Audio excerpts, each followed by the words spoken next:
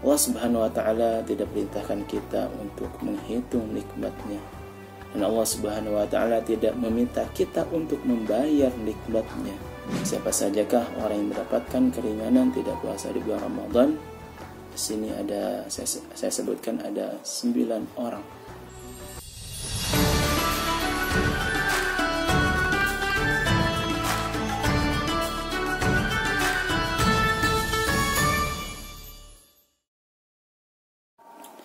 Bismillahirrahmanirrahim. Assalamualaikum warahmatullahi wabarakatuh. Innal hamdalillah nasta'inuhu wa nastaghfiruhu wa nu'minu bihi wa natawakkalu alayhi wa na'udzu bihi min shururi anfusina wa min sayyiati a'malina. من يهده الله فلا مضل له ومن يضلله فلا هادي له أشهد أن لا إله إلا الله وحده لا شريك له وأشهد أن سيدنا ومولانا وحبيبنا محمدا عبده ورسوله. اللهم صل وسلم وبارك على سيدنا محمد وعلى آله وأصحابه ومن تبعهم بإحسان إلى يوم الدين. أما بعد، فقد قال الله تعالى في كتابه الكريم: أعوذ بالله من الشيطان الرجيم. بسم الله الرحمن الرحيم. يا أيها الذين آمنوا كتب عليكم الصيام كما كتب على الذين من قبلكم لعلكم تتقون أياما معدودات فمن كان منكم مريضا أو على سفر فعدة من أيام أخر وعلى الذين يطيقونه فدية طعام مسكين فمن تطوع خيرا فهو خير له وأن تصوموا خير لكم إن كنتم تعلمون. وقال عليه الصلاة والسلام: من صام رمضان إيمانا واحتسابا غفر له ما تقدم من ذنبه. Hadirin yang dimuliakan Allah Subhanahu wa Ta'ala, bersyukur kepada Allah Subhanahu wa Ta'ala karena Allah Subhanahu wa Ta'ala telah banyak memberikan nikmatnya kepada kita, nikmat sehat, nikmat umur panjang, dan yang paling besar adalah nikmat iman dan nikmat Islam, dan banyak lagi nikmat-nikmat Allah Subhanahu wa Ta'ala yang telah diberikan kepada kita. Bahkan dikatakan jika kita ingin menghitung nikmat Allah Subhanahu wa Ta'ala, maka kita tidak akan mampu. Allah Subhanahu wa Ta'ala berfirman dalam surat An-Nahl: "Wa in ta'uddu ni'matallahi la tuhsuha." Jika kamu menghitung nikmat Allah, niscaya kamu tidak akan mampu menghitungnya. Bahkan dikatakan jikalau air lautan dijadikan tinta, ranting-ranting pohon dijadikan pena, daun-daun dijadikan kertasnya untuk menulis nikmat Allah Subhanahu wa Ta'ala, maka habislah air laut, habis pula ranting-ranting pohon, habislah daun-daun untuk menulis nikmat Allah Subhanahu wa Ta'ala. Tetapi nikmat Allah Subhanahu wa Ta'ala belum habis ditulis. Allah Subhanahu wa Ta'ala tidak perintahkan kita untuk menghitung nikmatnya, dan Allah Subhanahu wa Ta'ala tidak meminta kita untuk membayar nikmatnya. Jangankan kita membayar, menghitungnya saja kita tidak mampu, apatah lagi kalau kita membayar nikmatnya Allah Subhanahu wa Ta'ala sudah berikan kepada kita. Sudah pasti kita tidak akan mampu. Tapi apa yang Allah kehendaki dari kita? Allah Subhanahu wa Ta'ala berfirman dalam surat Ibrahim: "La in syakartum la azidannakum wa la in kafartum inna 'adzabi lasyadid. Sesungguhnya jika kamu bersyukur, niscaya aku akan menambah nikmat kepadamu. Tetapi jika kamu kufur atas nikmatku, sesungguhnya azabku sangatlah pedih. Semoga kita menjadi hamba yang selalu bersyukur kepada Allah Subhanahu wa taala. Amin ya rabbal alamin. Tak lupa pula kita berselawat kepada baginda Nabi sallallahu alaihi wasallam, karena dengan pengorbanan Nabi dan para sahabat, agama Islam telah sampai kepada kita. Agama sampai kepada kita bukan dibawa oleh angin. Agama telah sampai kepada kita bukan dibawa oleh seekor burung, melainkan agama telah sampai kepada kita dibawa oleh pengorbanan Nabi dan para sahabat. Mereka rela berkorban diri harta mereka untuk berjuang di jalan Allah Subhanahu wa taala. Bagaimana agama tersebar di seluruh alam dan bagaimana manusia bisa mengenal Allah Subhanahu wa taala. Mudah-mudahan kita bisa mengikuti jejak langkah para nabi dan para sahabat untuk menyebarkan agama Allah Subhanahu wa taala di muka bumi ini. Alhamdulillah, pada kesempatan ini saya akan membawakan tema yang berjudul orang yang mendapatkan keringanan tidak puasa Ramadan. Siapa sajakah orang yang mendapatkan keringanan tidak puasa di bulan Ramadan? Di sini ada saya sebutkan ada 9 orang. Yang pertama adalah anak kecil. Yang kedua orang gila. Yang ketiga orang sakit, kemudian orang tua, haid, nifas, hamil, menyusui, dan orang yang musafir, orang yang melakukan perjalanan. Ini ada 9 orang. Yang pertama adalah anak kecil. Anak kecil yang belum dewasa, yang belum balik, maka tidak diwajibkan dia puasa. Anak yang sudah dewasa bagi laki-laki ditandai dengan keluarnya mani di usia 9 sampai 15 tahun. Kalau 9 tahun belum keluar mani, kita tunggu sampai 10 tahun. 10 tahun belum keluar mani, kita tunggu sampai 11, 12, 13 sampai genap 15 hitungan hijriah, maka dia sudah dihitung baligh, sudah dewasa. Begitupun perempuan sama. Bagi perempuan yang sudah dewasa ditandai dengan apa? Ditandai dengan keluarnya mani dan darah haid. Dari usia 9 sampai 15 tahun hitungan hijriah. Jadi jangan salah paham, anak kecil yang belum balik, yang belum dewasa tidak wajib puasa. Tapi kita jangan salah paham, membiarkan mereka tidak puasa, tidak. Di sini ada perintah Nabi.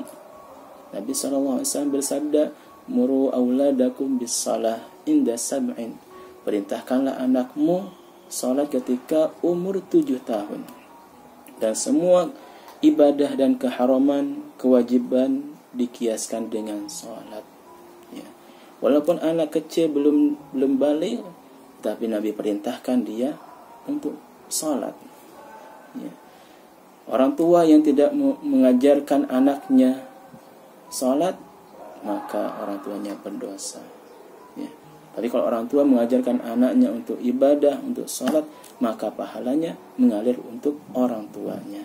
Jadi orang tua wajib mengajarkan anaknya untuk salat. Begitupun puasa. Begitupun puasa, walaupun anak kecil belum wajib puasa, tapi kita ajarkan anak kita untuk puasa, untuk latihan supaya dia sudah terbiasa. Maka ada istilah sekarang puasa beduk. Ya. Puasa sampai jam 11, ya. Puasa sampai jam 12. Nah, kita sebagai orang tua, kita ajari, nah ayo kita sahur. Ya, kita siapkan sahur untuk anak kita yang enak-enak. Nah, begitu pagi, nah nggak boleh. Ya. Begitu pagi nggak boleh makan, tunggu janjinya sampai jam 11. Ya, iya. Bagi anak kecil 1 jam itu nunggu mungkin lama. Ya. Ya. Jadi kita latih hari ini sampai jam 11, besoknya sahur lagi, puasa lagi sampai jam 12, besoknya lagi meningkat sampai dia bisa puasa sampai maghrib. Ini latihan. Jadi untuk anak kecil puasa beduk itu ada, boleh diperbolehkan. Tetapi untuk kita yang sudah dewasa, sudah balik, tidak ada lagi namanya puasa beduk. Kalau kita wajib, kita wajib puasa sampai dari terbitnya fajar sampai tenggelamnya matahari. Kita wajib puasa. Untuk anak kecil boleh. Ini apa? Untuk pembelajaran, untuk latihan, supaya ketika dia sudah balik, dia sudah terbiasa puasa, tidak berat lagi. Begitupun dalam hal ibadah lain, dalam hal kewajiban yang lain, anak perempuan walaupun dia masih kecil, tapi tetap dia harus kita ajarkan untuk menutup aurat. Dari kecil kita ajarkan anak perempuan yang masih kecil, yang belum dewasa, belum balik, kita ajarkan dia untuk menutup aurat. Karena menutup aurat itu lebih utama daripada ibadah semalam suntuk. Ibadah semalam suntuk itu adalah sunnah, tetapi menutup aurat bagi perempuan adalah wajib. Wajib. Kalau kita perintahkan anak kita untuk menutup aurat, maka pahalanya untuk orang tuanya. Tapi kalau anak kita tidak latihan dari kecil, tidak belajar menutup aurat dari kecil, maka dosanya pun untuk orang tua. Begitupun dalam hal larangan. Anak kecil tidak boleh mencuri, tidak boleh mabuk, tidak boleh berzina. Kita larang. Jangan mentang-mentang dia belum dewasa, belum balik, kalau dia berbuat maksiat dia tidak berdosa, kita perbolehkan, ayo nak, silahkan mencuri untuk sebanyak-banyaknya untuk bapak. Silahkan nak curi mumpung kamu belum dosa, silahkan mencuri sebanyak-banyaknya untuk kebutuhan kita sehari-hari. Jangan, ini malah dosa, ini haram. Jadi kita sebagai orang tua harus mengajarkan anak kita, begitupun, seperti itu. Jadi anak kecil dia tidak wajib puasa, tetapi kita sebagai orang tua wajib mengajarkan anak kita puasa. Nah, itu untuk anak yang kecil. Kemudian berikutnya adalah, yang kedua adalah orang gila. Orang gila tidak wajib puasa. Kalau ada orang gila dari kecil sampai dia wafat, dia gila, insya Allah dia mati akan masuk surga. Mati masuk surga. Jadi kalau dia ada di antara kita malas ibadah, malas sholat, malas puasa, dan tidak mau ada dosa, tidak mau berdosa, dan mati pengennya masuk surga, daftar saja jadi orang gila saja. Jadi orang gila itu di hadapan kita mereka hina, tapi di sisi Allah Subhanahu Wa Taala mereka tidak hina. Kemudian berikutnya adalah orang sakit. Orang sakitnya bagaimana? Sakit yang memberatkan baginya puasa. Menurut siapa? Itu menurut dokter yang muslim, yang bisa dipercaya. Kalau kata dokter, mohon maaf Pak, pada Ramadan ini Bapak tidak puasa. Karena ada hubungannya dengan kesehatan Bapak. Kalau sekiranya Bapak puasa, takut-takutnya akan menjerumuskan kepada kematian. Nah, ini orang seperti ini boleh dia tidak puasa. Dan ada satu perkataan lagi adalah boleh dia tidak puasa menurut pengalaman kita, menurut pengalaman diri kita sendiri. Kalau kita tidak puasa, di siang hari kita pusing, tidak bisa bangun tidur, pusing, lemes, nggak bisa bangun. Nah, orang seperti ini boleh tidak puasa. Walaupun dua perkataan ini boleh didengar dokter dan pengalaman kita, pengalaman diri kita sendiri.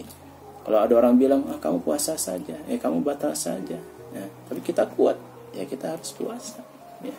Nah, orang yang seperti ini, orang yang sakit, yang berat melakukan puasa, maka dia boleh tidak puasa, ada keringanan. faman kana minkum maridan aw ala safarin fa'iddatun min ayyamin ukhra. Kemudian berikutnya orang tua. Orang tua yang sudah renta dia tidak wajib puasa. Orang yang tua sudah renta maka dia boleh tidak puasa. Jadi kita sebagai anak, kadang-kadang ada anak yang semangat dalam ibadah memaksakan orang tuanya untuk tetap puasa. Padahal dia udah usia udah tua. Tapi dia tetap, anaknya karena semangat dalam ibadah akhirnya memaksakan orang tuanya yang sudah tua renta suruh puasa. Ini salah, ini haram. Kenapa? Ini bisa mempercepat dia menemui ajalnya. Ini tidak boleh. Dan adapun ada sebagian orang tua kita yang sudah sepuh, sudah tua renta, karena dia merasa sudah dekat sama ajalnya, dia memaksakan dirinya untuk puasa, sehingga dia duduk lemas, tidak puasa. Dia puasa, memaksakan diri puasa, akhirnya apa? Dia lemas. Nah, orang seperti ini kita harus kasih tahu, mbah, boleh buka puasa, batalkan saja. Nanti dibayar dengan fidyah. Wa 'alal ladzina yutiqunahu fidyatun ta'amu miskin. Dan wajib bagi orang-orang yang berat menjalankannya, jika tidak puasa maka wajib membayar fidyah. Apa fidyahnya? Yaitu memberi makan seorang miskin. Nah, itu orang tua. Kemudian berikutnya adalah wanita haid dan nifas. Sudah jelas ya, untuk wanita haid, wanita yang sedang haid dan wanita yang sedang nifas, ini tidak boleh dia puasa. Bahkan kalau dia pun puasa adalah hukumnya haram, tidak boleh dia puasa. Untuk wanita yang haid dan nifas tidak boleh puasa, bahkan haram dia puasa. Kemudian berikutnya adalah wanita hamil dan menyusui. Wanita hamil pun boleh dia membatalkan puasa. Hamil, misalkan dia hamil setahun atau setahun setengah, ketika dia hamil dia boleh membatalkan puasanya, tidak boleh tidak puasa. Begitupun wanita yang sedang menyusui. Wanita yang sedang menyusui boleh dia tidak puasa, tapi boleh tidak puasa karena ada batasannya untuk wanita menyusui, yaitu menyusuinya berapa tahun? Paling lama 2 tahun. Bagi ibu hamil paling lama menyusuinya adalah 2 tahun, tidak boleh lebih. Jadi nggak ada menyusui sampai 10 tahun, tidak ada. Aduh saya Ustaz, mohon maaf, saya tidak puasa karena saya menyusui. Anaknya berapa tahun? Udah 10 tahun. Tidak boleh. Jadi tidak boleh, haram. Jadi batasannya adalah 2 tahun paling lama menyusui. Jadi ada ustadz yang istrinya soleha, gayanya muslimah, tapi nggak puasa sampai 4-5 tahun. Karena apa? Karena suaminya sayang. Dia hamil, setahun hamil, kemudian 2 tahun menyusui. Setahun hamil, 2 tahun menyusui. Setahun hamil, 2 tahun menyusui. Terus seperti itu. Anaknya 3 berarti 9 tahun tidak puasa. Nah, inilah keringanan, inilah syariat, keringanan untuk orang yang tidak puasa. Jadi boleh. Tapi kalau sekiranya dia mampu, orang wanita hamil dan menyusui, sekiranya dia mampu dan kuat, tidak membahayakan bayi atau asinya, atau membahayakan dirinya, maka dia boleh berpuasa. Tapi kalau sekiranya dia puasa lemes atau membahayakan ASI dan kehamilannya, orang seperti ini haram puasa. Baik, itulah. Baik, berikutnya yang terakhir adalah orang yang musafir, orang yang melakukan perjalanan panjang yang kurang lebih jaraknya yaitu 84 km. Orang yang melakukan perjalanan, dan perjalanannya ini perjalanan yang mubah, bukan yang maksiat. Kalau perjalanan yang mubah, dia boleh tidak puasa. Tetapi kalau perjalanannya yang maksiat, tidak ada keringanan untuk orang untuk membatalkan puasa, ya. Jadi untuk musafir boleh dia membatalkan puasa. Faman kana minkum maridan aw ala safarin fa'iddatun min ayyamin ukhra, ya. Jadi untuk orang yang safir pun boleh dia tidak berpuasa, boleh membatalkan puasa. Tapi kalau dia sanggup puasa, sekiranya dia ringan, sekiranya dia sanggup berpuasa, tidak memberatkannya, itu diutamakan, dibolehkan, ya. Bahkan ada zaman Rasulullah, ada seorang yang lemah ketika musafir, ya. Ada seorang sahabat yang lemah, tapi dia memaksakan puasa, ya. Dia memaksakan puasa. Akhirnya apa? Ketika di perjalanan dia pingsan, akhirnya dikerumuni oleh orang-orang, ya. Jadinya menyusahkan orang, ya. Maka Nabi bertanya, siapakah dia? Ya. Dia ini orang yang berusaha, orang yang memaksakan diri untuk puasa, padahal dia tidak mampu. Nabi ketika itu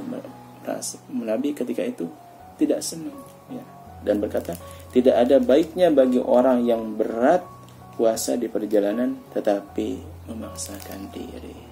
Jadi kalau kita tidak sanggup ketika safar, kita lemes, kalau ketika safar boleh kita buka puasa. Tapi kalau sekiranya kita ada kemudahan, kuat, ya alangkah sebaiknya kita puasa. Jadi itulah 9 orang yang tidak diwajibkan puasa, yaitu anak kecil, orang gila, orang sakit, orang tua, haid, nifas, hamil, menyusui, dan orang yang melakukan perjalanan. Jadi kita tanya pada diri kita, apakah kita anak kecil? Bukan. Kalau kita bukan, berarti kita tanya, kita orang sehat, orang sakit apa orang sehat? Oh, kita sehat. Kita orang haid atau nifas? Oh, kita tidak. Oh, kita hamil apa tidak? Oh, kita tidak hamil. Kita tidak dalam perjalanan, berarti kita wajib puasa. Mudah-mudahan bermanfaat untuk kita. Mohon maaf apabila ada salah kata. Wabillahi taufiq wal hidayah. Assalamualaikum warahmatullahi wabarakatuh.